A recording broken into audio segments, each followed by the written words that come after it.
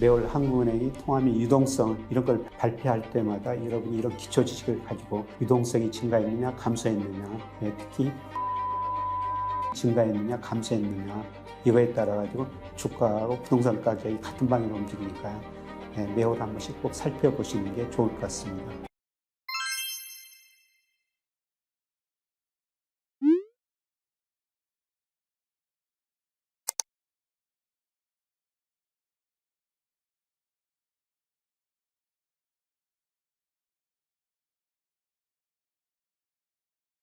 안녕하세요. 한국은행에서 매월 통화 및 유동성 이런 자료를 발표합니다. 이 자료에는 우리 돈이 얼마나 풀렸는가, 유동성이 얼마나 풀렸는가 매월 발표하는데요. 조금 지나서 발표합니다. 최근 6월까지 발표가 됐는데요. 오늘은 과연 통화란 뭔가 이런 기본 개념부터 우리 유동성이 자산가액에 어떤 영향을 미치는 것인지 이런 것까지 쭉 한번 살펴보겠습니다. 통화라는 것은 우리 경제학 교과서에서는 화폐라고 그래요. 그런데 우리는 시중에서는 통화다. 보통 이렇게 이야기를 하죠. 그냥 한마디로 돈이라는 것입니다. 그런데 우리가 인체 혈액이 잘 통해야지 우리가 건강하다. 그런데 역시 돈이 잘 돌아야지 우리가 실물 경제도 건강하게 돌아갈 수가 있는 거죠.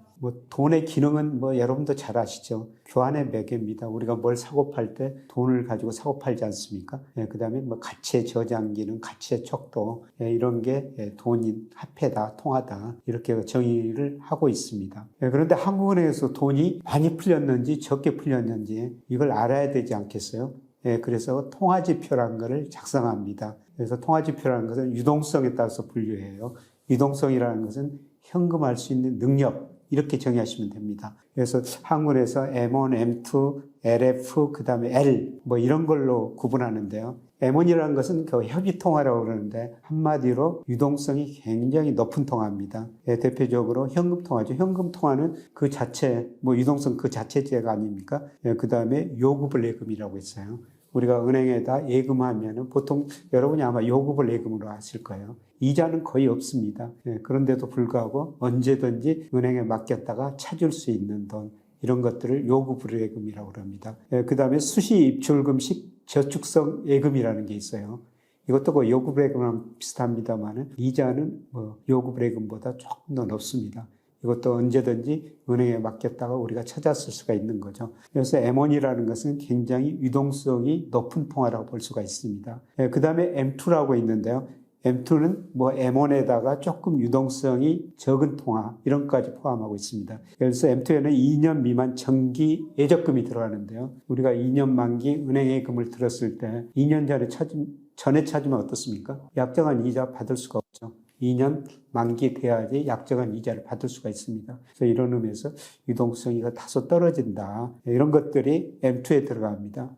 그 다음에 LF는 금융기관 유동성이라고 그러는데요. 여기에 2년 미만 금융채, 2년 미만 금전신탁, 생명보험회사, 계약금액 이런 것들도 다 이제 LF에 들어갑니다.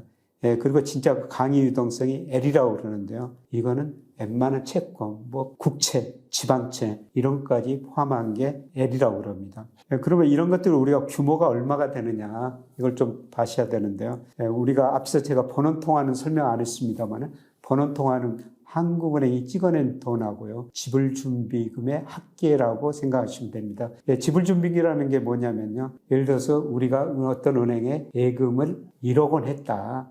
그러면은 7%에 해당되는 700만 원은 은행이 한국은행에다 맡겨야 되는 거예요. 이런 것들을 지불준비금이라고 그러는데요. 그래서 한국은행이 찍어낸 돈하고 지불준비금 합친 걸 번원통화라고 그러는데요. 이게 6월 말 기준으로 260조입니다. 그런데 제가 여기서 뒤에 평잔이라고 표시했는데요. 우리가 통화를 볼 때 한국에서 말잔하고 평잔을 구분해서 발표를 하거든요. 말잔이라는 것은 그달 말 잔액이에요. 그 다음에 평잔이라는 것은 1일, 2일, 3일, 4일, 30일이라면 전부 더해가지고 30으로 나눈 게 평잔입니다. 근데 제가 평잔으로 표시하는 거는요. 말잔은 그달 말 사정에 따라서 금액이 달라질 수가 있어요. 근데 평잔은 금액 차이가 그렇게 크지 않습니다. 그래서 일반적으로 평잔으로 보시는 게 더 좋습니다. 그런데 한국은행이 찍어낸 돈하고 지불준비금 합치면 260조인데요.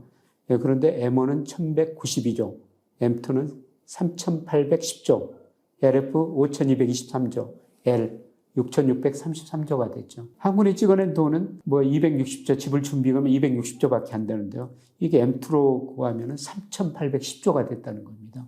그러면 어떻게 이렇게 돈이 많이 불어나겠습니까? 이런 것들을 우리가 통화승수라고 그래요. 그래서 통화승수 여러분이 개념은 기본적으로 아셔야 되거든요. 한군에게 알기 쉬운 경제지표 보면요. 이게 아주 쉽게 설명을 해놨습니다. 제가 한군의 경제지표, 알기 쉬운 경제지표, 거기에 따라 좀 쉽게 설명을 해보겠습니다. 어떤 건설업자가 정부 건설을 하고요. 한군한테 예를 들어서 100만 원을 받았습니다. 그런데 전제 조건이 이거예요. 이 건설업자가 자기는 현금으로 하나도 가지고 있지 않다. 그 다음에 지불 준비율을 10%라 이렇게 가정을 합니다. 그래서 이게 돈이 돌고 돌아가지고 돈이 불어나는데요. 이 가정을 이 표로 한번 설명해 보겠습니다. 이것도 역시 한국은행에서 한 거를 제가 그대로 인용한 거예요. 그래서 어떤 건설업자가 100만 원을 정부로부터 건설하고 한국은행에도 받았습니다. 그런데 이 건설업자가 자기는 현금을 하나도 안 가지고 있습니다. 이걸 A은행한테 100만 원을 그대로 저금을 한 거예요. 그러면 지불 준비율이 10%라고 제가 전제 조건 가정을 했으니까 이 은행은 어떻습니까? 100만 원은 10%, 10만 원을 한국은행에다 맡겨야 돼요. 이걸 지급 준비금이라고 합니다. 그러면 A은행은 100만 원 A금을 받아가지고 10만 원을 한국은행에 맡기고 90만 원을 어떤 또 다른 사람한테 대출받을 수가 있죠. 대출해 줄 수가 있죠. 그러면 이 대출 받은 사람이 이 돈 가지고 또 90만 원을 B은행에다 저금합니다. 그럼 B은행은 또 A금 90만 원 받아가지고 10% 9만 원은 한국은행에다 맡기죠. 81만 원을 대출해 줄 수가 있는 거예요. 그래서 이런 식으로 쭉 가다 보면요. A은행 100만 원, B은행 90만 원, C은행 81만 원. 이게 쭉 가다 보면은 1,000만 원이 된 거예요. 그래서 100만 원이 이게 돌고 돌아가지고 1,000만 원이 된 겁니다. 그러면은 무슨 의미겠어요? 지불 준비율이 0.1, 10%로 가정했습니다. 그래서 우리가 100만 원이 1,000만 원 됐을 때 이제 돈이 10배로 불었으니까 이걸 통화승수라고 그러는데요. 통화승수는 어떤 식으로 계산합니까? 원래 버는 통화 100만 원에다가 0.1, 지불 준비율로 나눈 거죠. 그래서 100만 원을 0.1로 나누면 1,000만 원이 되지 않습니까? 이것 가지고 통화량을 조절하는 거예요. 최근에 중국이 여러분 그 신문에서 보면 지불 준비를 낮췄다. 중국 경기가 나쁘니까요. 돈을 더 풀기 위해서 지불 준비를 낮춘 거예요. 그래서 지불 준비율이 10%라고 가정했습니다만은, 그래서 한국은행이 경제가 나쁘다. 돈을 더 풀어야 되겠다. 그러면 지불 준비를 낮추면 되죠. 그래서 지불 준비를 10%에서 5%로 낮추면 어떻습니까? 이 건설업자가 100만 원을 받아서 A은행 100만 원에 들어갔는데요. A은행은 지불 준비 10%일 때 한국은행에다 10만 원을 맡겼어야 했는데 이제 5만 원만 맡기면 되죠. 그러면 이 은행은 5만 원 맡기고 95만 원을 대출해 줄 수 있지 않습니까? 그러면 95만 원이 B은행에 가고요. 여기서 5% 또 한국은행에 맡기면 이 금액들이 계속 커지죠. 그러면 어떻게 되겠습니까? 100만 원이 2천만 원이 되는 거예요. 그래서 아까 통화승수 계산할 때 100만 원을 지불 준비율로 나눈 거라고 그랬죠. 그래서 지불 준비율이 10%일 때는 100만 원 나누기 0.1이니까 1,000만 원 됐는데요. 지불 준비율이 5%라면 100만 원 나누기 0.05 하면은 2천만 원이 되는 거죠. 그래서 지불 준비율이 낮아지면은 통화량이 증가하게 됩니다. 그래서 경제가 나쁠 때 최근 중국처럼 지불 준비율을 낮춰가지고 경기를 부양하는 거예요. 그런데 이게 통화 승수를 결정하는 또 다른 요소가 있어요. 그런데 이 전제 조건에서 이 건설업자가 한국은행에서 100만 원을 받아가지고요. 자기가 현금을 하나도 안 가지고 있다고 가정했죠. 그런데 이 건설업자가 한국은행에서 100만 원 가져가지고 10만 원을 현금으로 보유하고 90만 원만 은행에 맡긴다면 어떻습니까? 은행이 대출할 수 있는 돈들이 계속 줄어들죠. 그래서 통화 승수를 결정하는 것은 현금 통화, 우리 민간이 현금 통화를 얼마나 가지고 있느냐. 그래서 한국은행이 지불 준비를 얼마나 결정하느냐. 그래서 지불 준비율이 낮을수록 현금 통화 비율이 낮을수록 통화 승수는 높아진 겁니다. 그런데 제가 이 그림에요. 우리나라 통화 승수를 한번 오른쪽 그림에 그려본 겁니다. LF에 대해서 M2에서 통화 승수를 그려놨는데요. 우리 통화 승수가 한때 뭐 26%, 27%도 갔었어요. 2008년, 9년 무렵입니다. 그런데 쭉 낮아져가지고요. 최근에 거의 15까지 떨어졌어요. 그런데 이 기간에요. 한국은행이 지불 준비율을 하나도 안 바꿨습니다. 그런데 이렇게 통화 승수가 떨어진 이유는 무엇 때문이겠습니까? 현금 통화 비율이 그만큼 늘었다고 보실 수가 있습니다. 그러면 우리 개인들이, 우리 민간들이 현금 통화를 왜 이렇게 많이 가지고 있겠습니까? 금리가 낮기 때문에요. 은행에다 금리가 낮기 때문에 그동안 돈을 덜 맡기죠. 그냥 현금을 가지고 있었다는 겁니다. 그래서 어떻든 통화 승수가 많이 낮아졌다. 근데 어떻든 이 통화 승수 때문에 본원 통화 260만 원이 M2로 계산하면 260조가 3,810조가 됐다. 돈이 돌고 돌아서 이렇게 늘었다. 이렇게 지금 볼 수가 있습니다. 그 다음에 우리가 금융시장이나 부동산 시장에 제일 중요한 게 단기 부동자금이라고 그래요. 뭐 유동자금이라도 그러고요. 이거는 정의에 따라 다릅니다. 이거는 언제든지 현금할 수 있고요. 그 다음에 돈이라는 게 눈이 있어가지고 수익률 높은 데로 이동한다고 그러죠. 언제든지 이동할 수 있는 자금이에요. 이거는 정의학에 따라 다릅니다. 그런데 제가 여기서 단기 부동자금이라는 것은 현금통화, 우리가 현금으로 가지고 있는 거죠. 그 다음에 요구불예금, 은행에다 맡기지만은 금리가 굉장히 낮습니다. 언제든지 찾을 수 있는 돈이죠. 그 다음에 수시 입출식 저축예금, 이것도 단기 부동자금, 언제든지 다른 데로 이동할 수 있는 자금이에요. 그 다음에 양도성 예금 증서, 그 다음에 CMA, 그 다음에 뭐 증권투자예탁금, 우리가 흔히 말하는 고객예탁금입니다. 이런 것들이 단기 부동자금이라고 그러는데요. 이게 6월 보니까 1,485조 정도 됩니다. 그런데 주로 구성 요소 보니까요. 수시 입출식 저축예금이 47% 차지하고 있습니다. 그 다음에 요구불예금이 한 25%, 현금 통화가 11%를 차지하고 있습니다. 그런데 이게 주식시장이나 부동산 시장하고 중요한데요. 그런데 단기 부동자금이 최근에 증가하고 있어요. 예를 들어가지고 단기 부동자금이 올 1월 달에는 1,390조 정도 됐었습니다. 그러나 6월 보니까요, 1,445조로 많이 늘어났습니다. 이게 늘어나는 게 주가나 부동산 가격하고 관련이 있다는 것이죠. 제가 장기적으로 분석해 보니까요, 단기 부동자금이 1% 증가했을 때 우리 코스피는 약 0.79% 상승한 거로 나왔습니다. 물론 때로는 주가가 선행하고 부동자금이 선행할 수도 있는데요. 최근 보니까 우리 주가도 1월 저점으로 계속 올랐었죠. 부동자금도 꾸준히 증가하고 있다는 겁니다. 그리고 최근에 부동산 가격도 약간 반등하고 있는데요. 전국 주택 가격이 단기 부동자금이 1% 올랐을 때 집값은 약 0.44% 증가한 거로 나와 있습니다. 그래서 우리가 월별로 발표하는 단기 부동자금을 보면서 주가나 우리 부동산 가격 방향을 한번 전망해 볼 수가 있다는 것입니다. 그리고 국민경제 전체적으로 유동성이 늘어나는가 줄어드는가, 이걸 볼 때는 우리가 흔히들 마샬 K라고 그래요.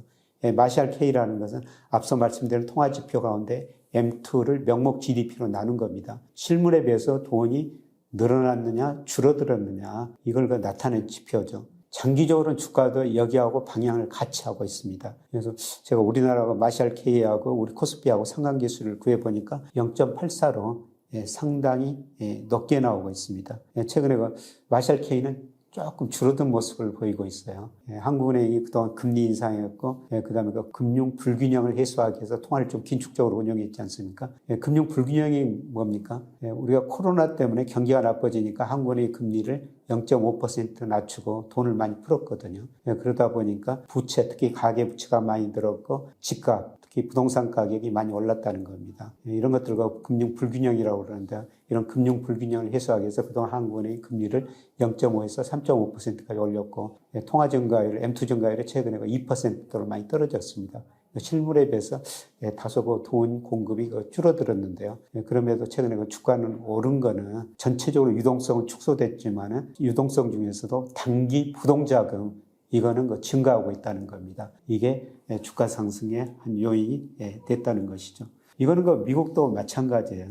미국도 마샬 K하고 S&P 500하고 하면 장기적으로 상관계수가 0.89입니다. 그런데 마샬 K가요, 미국은 우리보다 훨씬 더 많이 줄어들었어요.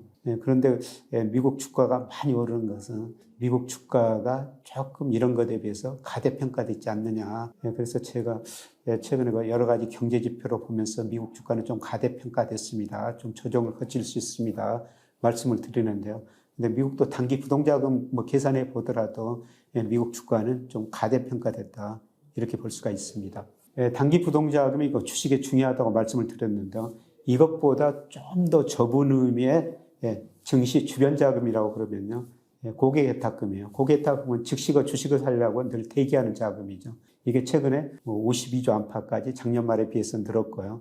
그 다음에 주식, 채권형 펀드, 특히 주식형 펀드가 작년 말에 90조 조금 넘었었는데 최근에 100조 안팎까지 증가했죠.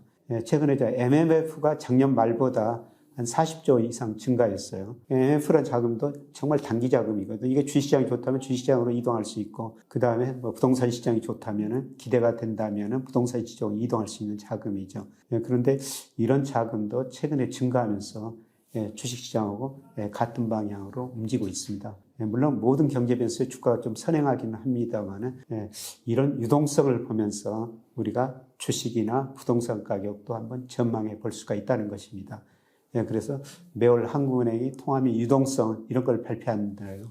발표할 때마다 여러분이 이런 기초 지식을 가지고 유동성이 증가했느냐 감소했느냐, 특히 단기 부동자금이 증가했느냐 감소했느냐, 이거에 따라 가지고 주가하고 부동산 가격이 같은 방향으로 움직이니까요. 매월 한 번씩 꼭 살펴보시는 게 좋을 것 같습니다. 고맙습니다.